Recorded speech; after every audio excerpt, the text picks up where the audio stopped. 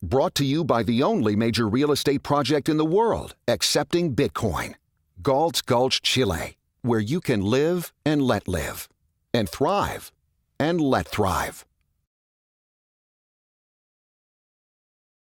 I'm going to speak in English. After much debate, I was told that I should speak English because the slides are in English. So it would be confusing for people to follow my Spanish. Pero soy argentino. I want to introduce myself. Primero quiero agradecerles a esta gente que ha organizado esto, que es impresionante. A Carlos por la invitación, a Rodolfo, a Diego. Es un placer trabajar con esta gente. Les cuento que hace 12 años trabajo en Estados Unidos y yo les voy a presentar la visión más centrada, más en el medio, más no tan fanática, ¿no? Que creo que mucha gente está esperando escuchar algo que es la realidad que yo veo trabajando en servicios financieros en Estados Unidos, ¿no? Trabajo en empresas de remesas de hace 12 años. Somos los primeros que vamos a ser eliminados por Bitcoin, entonces ya obviamente estamos preparándonos para el plan B. Pero, I'm going to switch to English now. So, basically I was saying that I work in financial services in non-bank financial institutions, my transmission. I've been in the anti-money laundering regulation world for 12 years now.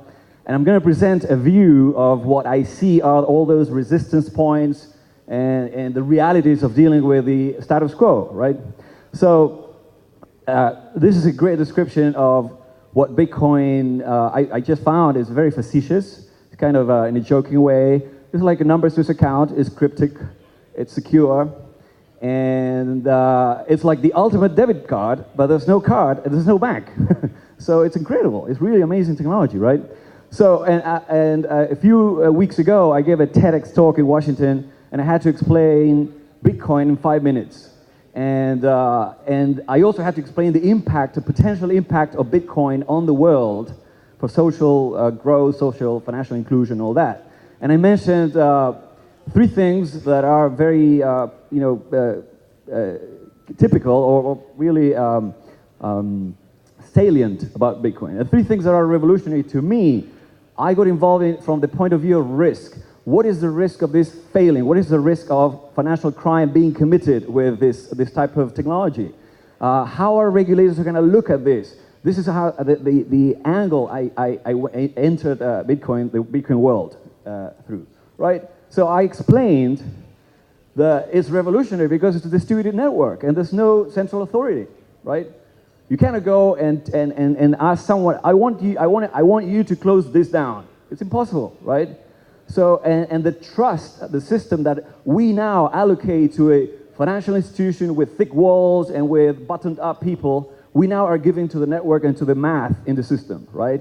We're giving our trust to the mathematics, the genius in the technology. That's something that's really revolutionary. The other thing that's revolutionary is that, I don't know if many of you are aware of this, that for the first time in history or in the modern payments world, identity and payment are separated.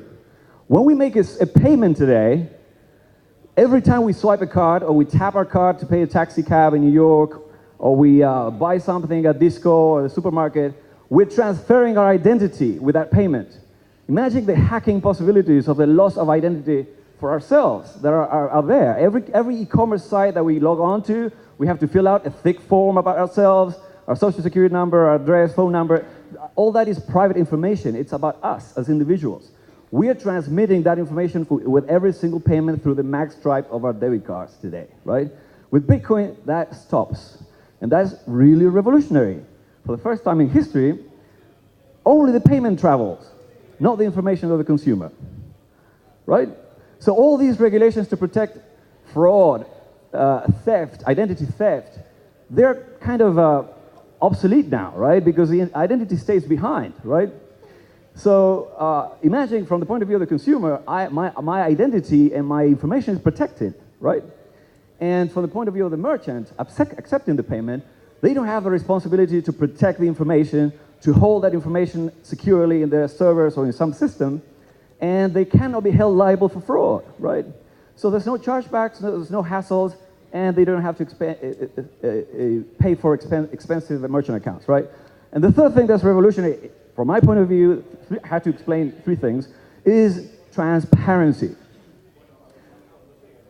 That's a fact. Every transaction that ever was created in the blockchain, in the system, gets recorded for good, forever. It can be audited, can be tracked, can be traced.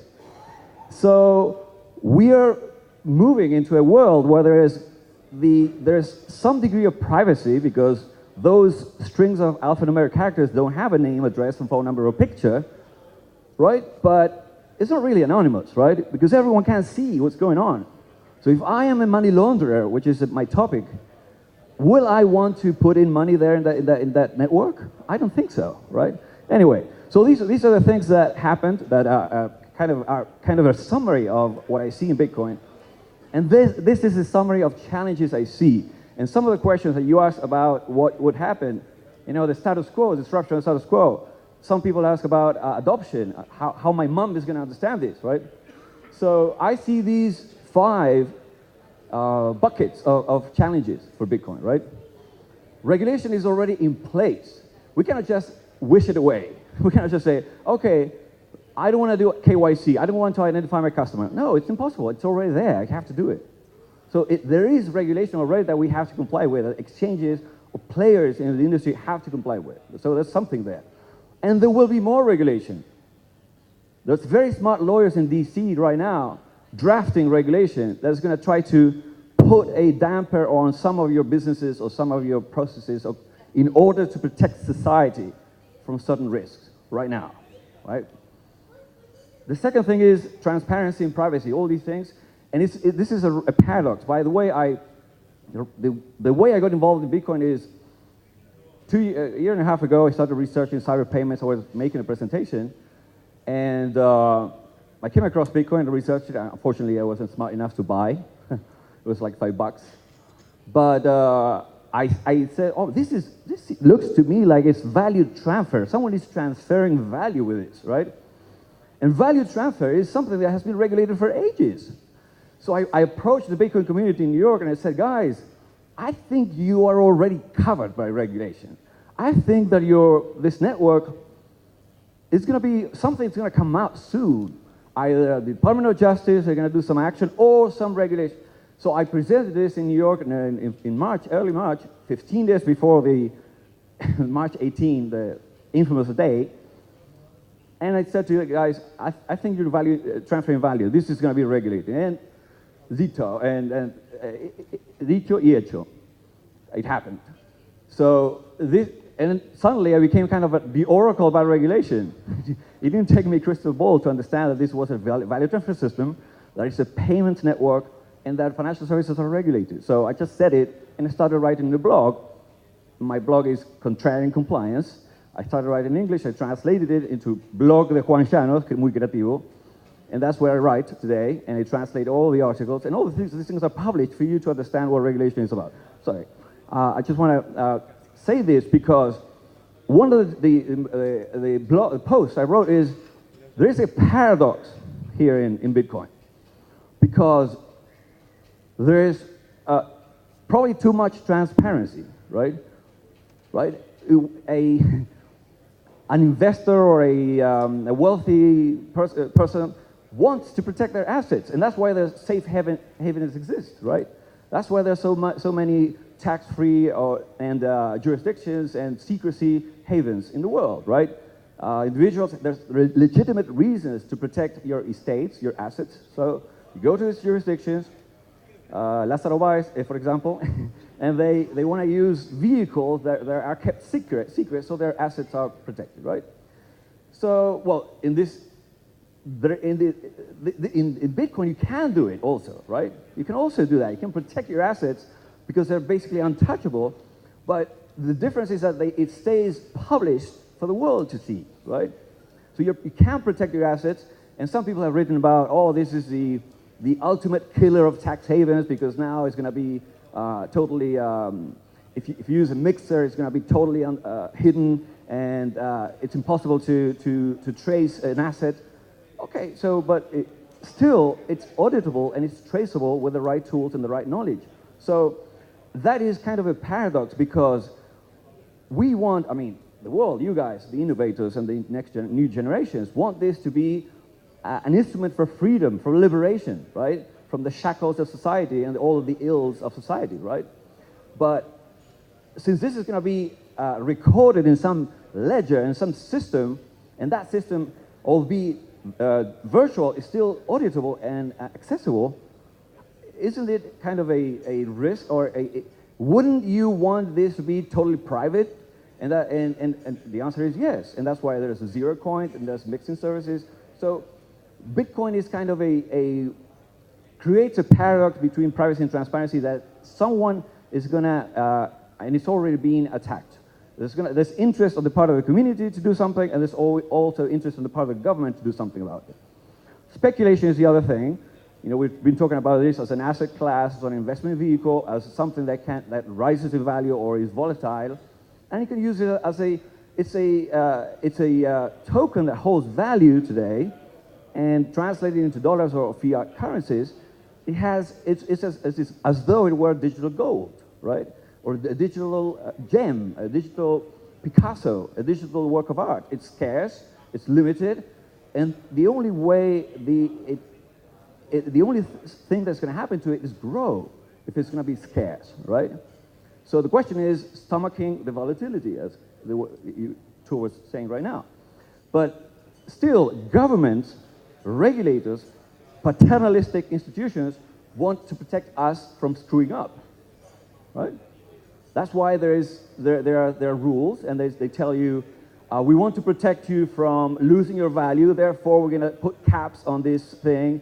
We're going to try to control the volatility by creating some kind of vehicle to protect it. So there's going to be, when the Community Futures Association when Bitcoin starts being securitized or translated into other assets and derivatives, there's going to be regulation about all those things, because society, the state, the governments want to protect us citizens, ignorant citizens, I'm just making a joke, from screwing up, making mistakes. The other thing is security. Security, of course, as Tor correctly pointed out, it's on us now to protect our value. We cannot rely on anyone else to protect our wallets or savings or holdings. So we have to become smart. We have to learn how to protect those wallets and how to make copies and use cold storage and use secure wallets, et cetera, et cetera. So, of course, this is going to spur innovation, and new systems, new services it's happening already. But the state, I guarantee you, because there's already consumer protection laws, will want to get involved in trying to help you not screw up, select the right service, et cetera, et cetera, et cetera. Because this regulation already exists. And finally, the disruption of status quo. Western Union, Visa, MasterCard, they're not going to sit on their hands. They're not going to sit on their hands. They're not going to, oh, let's wait and see what happens with this. They're already doing something about it. We probably don't know it, and we obviously don't know it, but something is happening, someone is trying to protect the status quo. And again, I see a paradox here also, because there is the stick of the government, and then there is the innovator's dilemma to change to something, right? So someone was saying, isn't there a way to create a more gradual growth or interfacing or adoption of the Bitcoin rather than just something very revolutionary? And I believe that. I believe that because I've been in the traditional world. I have 25 bank accounts that I have to maintain to send money to 47 countries. I have 17 licenses in the United States. And it's a headache, and you have to invest in maintaining and talking to regulators, reducing their doubts, fears, and uncertainties. And it's not going to be overnight. Okay, they will suddenly realize, oh, okay, this is fantastic. Let's adopt this because it's better than the old thing. There's going to be a lot of friction in the transition. Anyway, that was in general I have like 47 slides I want to give you to take home and read because they're very thick, but I just want to go through them very quickly. The Financial Intelligence Unit of New York, of the United States, is called FinCEN, the Financial Crimes Enforcement Network. This is an agency, sub-agency of the Treasury Department that takes care of enforcing anti-money laundering laws, right, and anti-terrorist financing laws. And this comes from something else as higher level, a supranational organization that is called FATF, Financial Action Task Force, o Grupo de Acción Financiera Internacional. But anyway, the point is that the U.S. government has given us a pass. They're very, okay, you can go on, let's do it. We're not going to issue new regulation, but we challenge you to comply with existing laws. That's what they said. That's what they said 3 weeks ago in D.C., the Senate hearings, right? Okay, so, but let me explain to you the background and what's going to happen and why there's going to be resistance in all this, right? Before March 18 is like the worst possible day that could have happened in the, for the community, because on that day, something happened. The government issued regulations that said, you guys, I'm sorry guys, you may have thought that you were totally immune to our system, that you were not covered by anything, but you guys are financial institutions. Not everyone, but some of you are financial institutions. Okay, that's what happened on March 18, right? But let me tell you that where that came from, because they said, there's a lot of comments about, is it really legitimate? Didn't they issue new laws? Why can't they do this? Okay, so this is what happened. There is a Financial Action Task Force. This is a Paris-based organization that issues policy about protecting the financial system from abuse, right? So the transmission of money or value should be licensed or registered. That is written decades ago. That's why I knew when talking to the Bitcoin community in New York that this is already, something's going to happen with it, right? And then look at this one. There's some special recommendations. They issue recommendations for governments to implement into law, into legislation, right? And it's kind of the G20, G8 group, a supranational organization, right? And if you don't do it, you get blacklisted. For example, Argentina and Ecuador are blacklisted, or actually gray listed. It's not that they're shut down, but there's a name and shame mechanism. If you don't comply with these recommendations, if your legislative branches don't issue law, and if your executive branches don't enforce the laws, you're going to be named and shamed. There's going to be obstacles to investment, barriers to investment, and etc. And it's true, it happens. And this is how the world works, right? America is the empire of the 21st century. It's America is the U.S. turn now. China, Greece, and Rome, and Britain had their chance. Now it's America's chance to be the empire, right? So they have the all these things are enforced through the power of public law, or of the state, right? But look at this thing. It says the global anti-money laundering. Well, the recommendation is that the governments have to develop controls, right? And one of the things that first came out is anonymity. The moment you mention anonymity, the government hates it. Why? Because it is the best way to avoid taxation, hide assets in my law. So anything that, and these bullets are taken from the FATF papers and recommendations. So anything that has to do with anonymity is anathema to the government. They don't like it, right? They cannot chase something that's hidden, right? So they want transparency and identification, and of course you can start thinking about all kinds of conspiracy theories, control, the dystopia, etc., etc. But anyway, so this is the cash features are hated by the government. So another thing that happened before March is, this is the title of one of my posts, is there was a precedent, e-gold, right? And if you look at the precedent, this precedent, un precedente judicial, un precedente, un caso, this is, if you look at the features of e-gold, this e-gold was, you ask about if the currency was backed by something. This currency is not backed by anything, but this currency, e-gold, 5 years ago was backed by precious metals, including gold, right? So there was a deposit, actual deposit of the asset, and this was a kind of a securitization of the asset, and was digitally transferred. Okay, what happened, and these are the features of that currency, identical to Bitcoin. The only difference is that this was a closed loop system. It was a centralized system. There was someone to knock on the door and say, shut it down, you're breaking the law. That's the only difference. But if you look at all these things, I don't have time, but I'm going to go, all of the things, the access to the currency, the funding, the withdrawal, the in and out of the currency, exactly identical to Bitcoin. Identical, right? Everything. You need, in Bitcoin, you need digital currency exchanges to convert fiat to national currencies to digital, back and forth. Then you also need merchants, an ecosystem of merchants to accept the payment, right? Exactly was exact. This is taken from the indictment, right? So, and transactions were irrevocable, irreversible, exactly the same. What happened? They're in jail. They shut it down, right? So, and they shut it down because it was possible to shut it down. There was an individual, there was an owner, there was a corporation behind it. It was possible to shut it down, right? But this is a precedent. Every time there's a precedent, there's a case, the government is saying, hello guys, watch out for this. I'm sending a signal about what you can do and what you cannot do. It's a stick to correct the flow of society, right? So, and the guy had to recognize that they had designed the system with flaws. They hadn't incorporated KYC, they hadn't, and they hadn't been aware that they were actually a financial institution. We were a financial institution and we didn't know it. So that is a realization that all of you who are dealing with currency have to understand. You are a financial institution.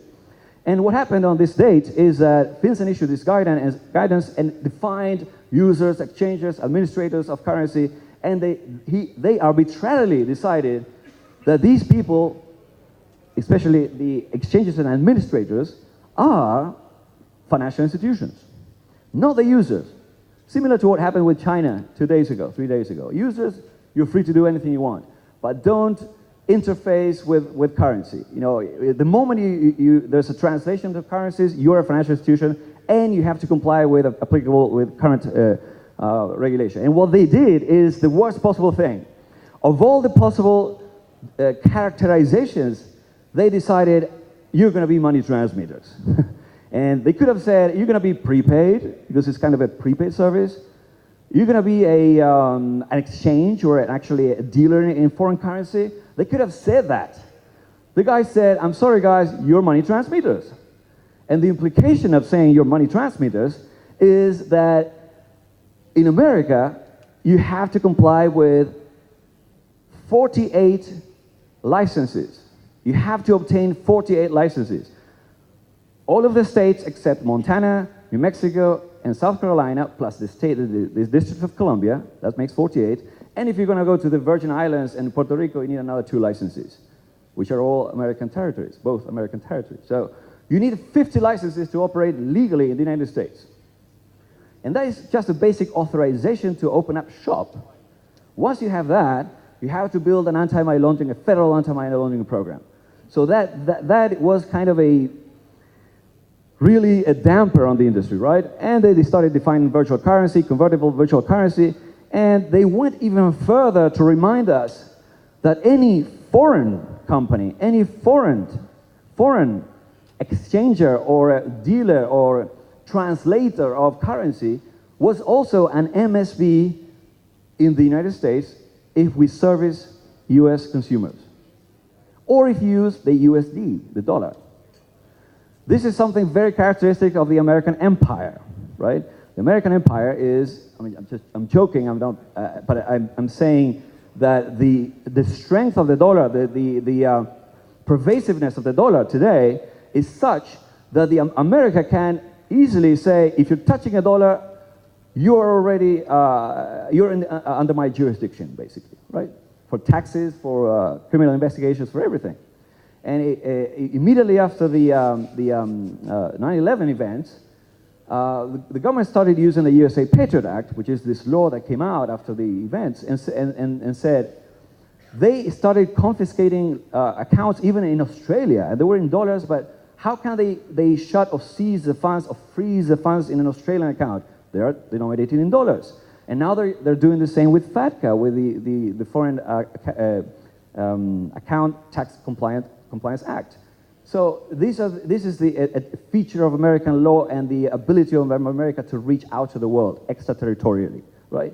So if you're building a business today, and if a customer from New York State goes online and checks on your company and opens an account, you have to comply with American regulation to get a license in the state of New York and build an American anti-money laundering compliance program. Period. It's a law. Of course.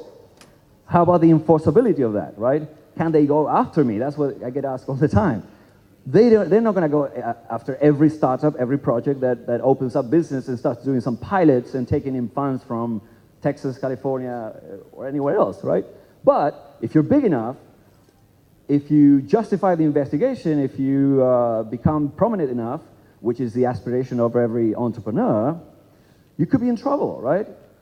And so, again, how much time do I have? Am I okay? I think they're all asleep, but... Okay. ¿Están despiertos? Bueno. Me falta agua. Perdón. Entonces...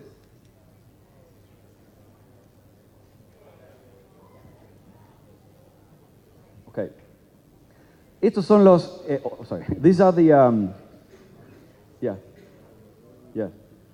Yes. I'm going to flip through these so they can ask questions. But the issues, and I am a fan of Jerry Brito and Mark Hochstein and John Matonis and the amazing people, Trace Mayer here. They made me think a lot about these things, the possibilities, the financial work. Peter also, an economist, amazing readings, but and at some point they start talking about the letter of the law. Oh yeah, but they forgot this, and I think that they didn't have the rulemaking process. It doesn't matter. If it smells like money transmission, it's already regulated. I guarantee you that. The Department of Justice will argue, and they have very smart lawyers, that you're doing money transmission, and the existing law applies. But still, these are question marks that came out of this guidance, things that are not really clear, and they are valid, very valid points. Are all users exempt from this regulation? I don't know. What if I buy to speculate? Because the guidance says that I'm exempt as long as I hold. What if I trade in and out? What if I take advantage of, if I learn how to trade in a whatever? So these things are not clear from the guidance, and read them at home. I don't have time, right? Anyway, so another thing that happened is, and this is another post I wrote, not many liked it because it says that, the end of Bitcoin, is that, I don't know if you noticed the timeline. This guidance came out in March, and a month, May, on the 28th of May, the Liberty Reserve case happens. I don't know if you heard about the Liberty Reserve case. This was a centralized virtual currency universe that was primarily touted, this is totally anonymous. Please come to us. Use our digital dollars. Trade with anywhere in the world. We're not going to ask any questions. Okay, it turns out that it attracted the bad element, pedophiles, launderers, and they were committing crimes. They were basically aiding and abetting financial crime. So what they did is shut it down. Again, it was a centralized system. It was easy to get a hold of the owners and the corporation and shut down the servers. So they did it. But it was the largest money laundering case in history. So all these things are in the mind of regulators. My point, I want to leave you with this idea. All these things are realities that we're living today, that we have to comply with, that we have to... every time we talk to a regulator, they're going to bring up all these things. These things are on the headlines. These things are happening today. Banks are being fined millions of dollars. HSBC, Wachovia, ING in Holland. They're being fined millions of dollars because they don't do enough due diligence on businesses, right? So money transmission is perceived as high risk, and all these things are realities, okay? And this is a reality. They fear that these kinds of businesses moving money around as freely and as easily as Bitcoin allows is a risk. It's a risk.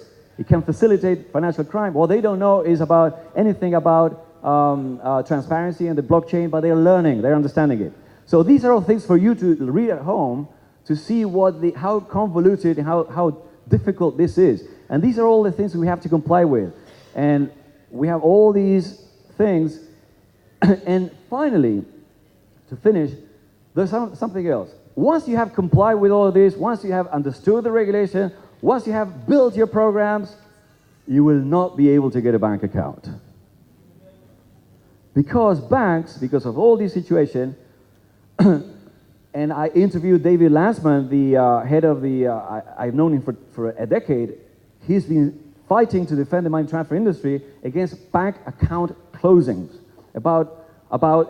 against losing the ability to collect funds from consumers and wire them internationally to destination countries. This is actually a perfect reason for the disruption of Bitcoin. The system is extremely inefficient. In fact, you have to rely on existing financial channels and rails, in order to be able to do this business. So, but this is not going to be the beginning, the end of it. You will have to button yourself up, become professional, create professional programs, and sell them to their risk people. And their risk people are trained to kill you. Risk managers are trained to identify vulnerabilities and threats and to second guess everything you say to them. So you have to be very patient, very professional. And how am I mitigating this risk? I'm doing this. How am I controlling this? I'm doing that. How am I? All that has to be done by a professional financial institution. So all of this creates burdens and barriers to entry for startups. That's a reality, right? So no banking, no Bitcoin. You will not be able to launch your business, and it's happening to all of. Ask Charlie Shem what's going on with his company. Charlie is in the room, I think. They cannot get bank accounts. TradeHill had to close business 3 times because many problems, and the last one was because they weren't able to get a bank account. So anyway, this is about the traceability of Bitcoin. I believe that we have to educate our mainstream financial services that the anonymity, the untraceability, and the invisibility to taxing is a myth, are myths, right? So to finish, I believe, I know you're going to hate me, the ultra-libertarian and anarcho whatever are going to hate me, all of you. But I use this slide in front of the FinCEN director and 3 banking department superintendents. You cannot just go and say, you're an idiot, I'm going to kill. You cannot just go aggressively insulting people. And that's what I feel that many people do in the industry. And actually, when Roger spoke at Money 2020 in Vegas, I was in the audience with my investor in my company, a very wealthy gentleman, and my CEO, also a very smart guy, Stanford University, and said, I cannot believe the guy is saying that. I know. You were kind of quiet and kind of too formal for the occasion, right? But anyway, so you cannot just go and say, we're going to disintermediate you, you're doomed, you're an idiot. I'm a genius because I use Bitcoin. You cannot just go like that. You're not going to be able to raise funds like that with that attitude, right? You have to be smart, you have to be kind of pragmatic, let's put it. So I said this because regulation is inevitable. It's already there, and the government today have the power to stop you. Can you get away without with paying fines when the cameras, you pass a red light and you get a fine, right? The state, I know, you have someone inside that goes online and, yeah, I know. I have a friend who does that. He has a friend, I can't pass any red light. I have a guy that I pay him $200 and he erases my fines from the system. Fantastic. Well, in America, it's not possible. You cannot bribe yourself out of a fine or a penalty because it's too public and the system is too strong. So you have to, it's valid because the state, apparently, is trying to protect society, right? It's trying to protect us from screwing up, from being abused, so it's valid. Okay, I know you hate me, I lost you as friends forever, and then compliance is onerous, it's very expensive, it takes time and money and resources, but it's a gateway to your success. And I always put this example. You know who Sheryl Sandberg is?